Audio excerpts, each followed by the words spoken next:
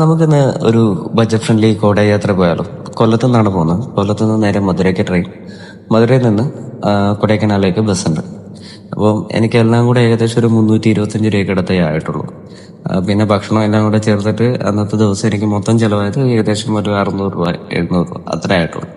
അപ്പം കൊടൈക്കനാലിൽ ചെന്ന് നമ്മൾ ആദ്യം തന്നെ ചെയ്തതെന്ന് വെച്ച് കഴിഞ്ഞാൽ ഒരു പാക്കേജ് എടുത്തു. ഒരു 400-ന്റെ ഒരു പാക്കേജ് എടുത്തു. അതൊരു 7-8 സ്ഥലങ്ങൾ, അതായത് അവിടെയുള്ള ഒരു വാലി ഉണ്ട്, പിന്നെ ഒരു പ്രശസ്തമായ ഒരു ഫ്രഞ്ച് പള്ളി, പിന്നെ ആസ് യൂഷ്വൽ നമ്മുടെ പില്ലർ റോക്കൊക്കെ അതിഗംഭീര സ്ഥലമായിരുന്നു. അതും ആ കോടയും കാര്യങ്ങളും. പിന്നെ മഞ്ഞുമൽ ബോയ്സിന്റെ ഗുണാക്കേവ് ഭയങ്കര മിസ്റ്റീരിയസ് സ്ഥലം തന്നെയാണ്, പക്ഷെ തിരക്ക് കൂടിപ്പോയി.